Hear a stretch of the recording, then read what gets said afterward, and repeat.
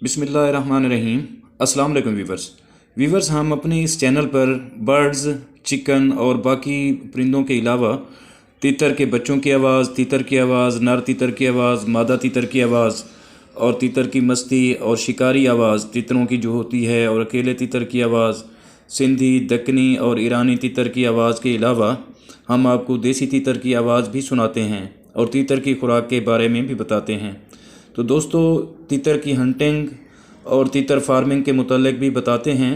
तीतर चिक्स की फीड और तीतर को पकड़ने का तरीका, ट्रैपिंग और भी बहुत सारी जो इनकी न्यू टेक्नोलॉजी होती है तीतर पकड़ने की, वो भी हम इस चैनल पर बताते हैं।